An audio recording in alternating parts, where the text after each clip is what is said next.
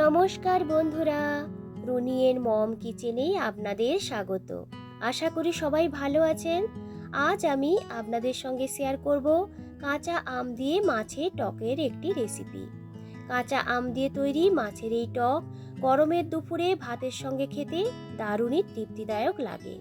খুব সহজে কম মশলায় এই রেসিপিটাকে বানিয়ে নেওয়া যায়, আর খেতে হয় কিন্তু ততটাই দুর্দান্ত। আশা করছি আজকের এই রেসিপি আপনাদের ভালো লাগবে। ভিডিওটা ভালো লাগলে একটা লাইক দিয়ে দেখে নেওয়ার অনুরোধ রইল। তো চলুন দেখে নেওয়া যাক।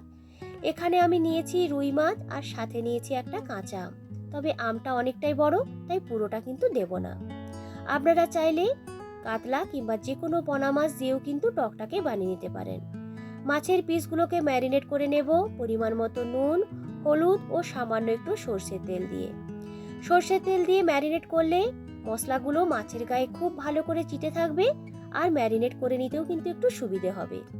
তো দেখুন, এইভাবে হাত দিয়ে খুব ভালো করে মাছের দুদিকটাতে হলুদটাকে মাখিয়ে নিয়েছি। রেস্ট করার জন্য কিছুক্ষণ রেখে দেব। এই সময় আমটাকেও কেটে নিয়েছি। আমি এখানে হাফ আম নিয়েছি। আমটা একটু বেশি টক ছিল, তাই অল্প পরিমাণ আমি এখানে নিয়েছি। এরপরে তৈরি করে নেব একটা মশলার পেস্ট।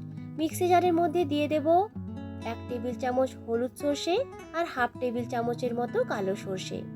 সাথে দিয়ে দেব সামান্য একটু নুন ও অল্প পরিমাণ হলুদ। প্রথমে একবার শুকনো অবস্থায় ঘুরিয়ে নিয়ে পরিমাণ মতো জল দিয়ে এইভাবে একটা পেস্ট তৈরি করে নেব। আপনারা চাইলে শুধুমাত্র সাদা সর্ষে দিয়েও কিন্তু টকটাকে বানিয়ে নিতে পারেন। মাছগুলোকে ভেজে নেওয়ার জন্য প্যানের মধ্যে দিয়ে দিলাম পরিমাণ মতো সর্ষের তেল। সর্ষের তেল দিয়ে টকটা বানালে খেতে কিন্তু একটু বেশি ভালো লাগবে। তেলটা খুব ভালো করে গরম হয়ে এলে এতে দিয়ে দেব সামান্য একটু নুন। এই নুনটা দেওয়ার ফলে যখন আপনারা মাছগুলোকে গরম তেলের মধ্যে দেবেন, তখন মাছগুলো কিন্তু প্যানের তলায় চিটে চিটে যাবে না। তবে খুব বেশি কড়া করে কিন্তু মাছগুলোকে ভাজবো না।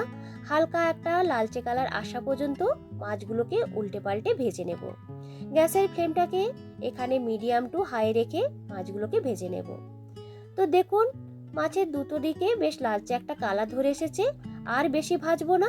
এরপরে এগুলোকে তুলে রেখে দেব একটি প্লেটের মধ্যে। মাছ ভেজে নেওয়ার পর যে তেলটা আছে, সেই তেল থেকে কিছুটা পরিমাণ তেল আমি কমিয়ে নেব। বাদ বাকি যে তেলটা আছে ওর মধ্যে দিয়ে দেব 1/4 টিস্পুনের মতো পাঁচ ফোড়ন, আর সাথে দিয়ে দেব একটা শুকনো লঙ্কা। এই সময় গ্যাসের ফ্লেমটাকে একদম লোতে রাখতে হবে, নাহলে পাঁচ ফোড়নটা কিন্তু পুড়ে যেতে পারে। কয়েক সেকেন্ডের মতো ফোড়নটাকে ভালো করে ভেজে নিয়েছি। এরপর এর মধ্যে দিয়ে দেব কেটে রাখা আমের টুকরোগুলোকে। গ্যাসের ফ্লেমটাকে লো টু মিডিয়ামে রেখে ভালো করে আমের টুকরোগুলোকে একটু নাড়াচাড়া করে ভেজে নেব।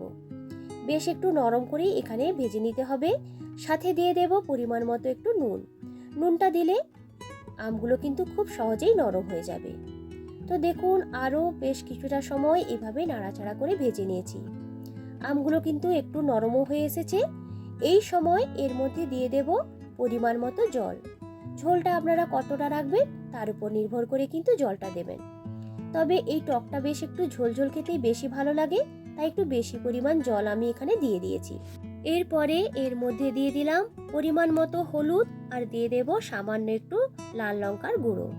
ভালো করে সমস্ত কিছুকে মিশিয়ে নিয়ে এই ঝোলটাকে একটু ফুটিয়ে নেব। তো দেখুন, ঝোলটা কিন্তু খুব সুন্দরভাবে ফুটে উঠেছে। এরপর গ্যাসের ফ্লেমটাকে লোতে করে দিয়ে দেব তৈরি করে রাখা সর্ষের পেস্টটাকে। মিক্সির জার ধুয়ে কিছুটা জলও ওই ঝোলটার মধ্যে দিয়ে আবারও ভালো করে সমস্ত কিছুকে একটু মিশিয়ে নেব। এরপর ঢেকে আমগুলোকে সেদ্ধ হওয়ার জন্য রেখে দেব 1.5 থেকে 2 মিনিটের মতো। তো দেখুন, গ্রেভিটা খুব সুন্দরভাবে ফুটে উঠেছে, আর আমটাও কিন্তু খুব সুন্দরভাবে সেদ্ধ হয়ে গেছে। এই সময় দিয়ে দেব ভেজে রাখা মাছগুলোকে। এই ঝোলের মধ্যে মাছগুলোকে দিয়ে এইভাবে একটু উল্টে পাল্টে নেব। ফলে মাছের দুদিকটাতে গ্রেভিটা খুব ভালোভাবে ঢুকে যাবে, আর মাছগুলো খেতে কিন্তু খুব ভালো লাগবে। এই সময় নুনটা টেস্ট করে দিয়ে দিলাম পরিমাণ মতো আর একটু নুন, আর দিয়ে দেব সামান্য একটু চিনি। আমের টকের উপরে নির্ভর করে আপনারা কিন্তু চিনিটা দেখে শুনে দেবেন।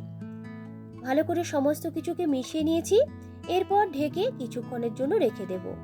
এইভাবে ঢাকনা দিয়ে দিয়ে রান্না করলে মশলার সমস্ত ফ্লেভারগুলো মাছের মধ্যে কিন্তু খুব ভালো করে ঢুকে যাবে। আবারও মাছগুলোকে এইভাবে ঝোলের মধ্যে একটু উল্টে পাল্টে নেব।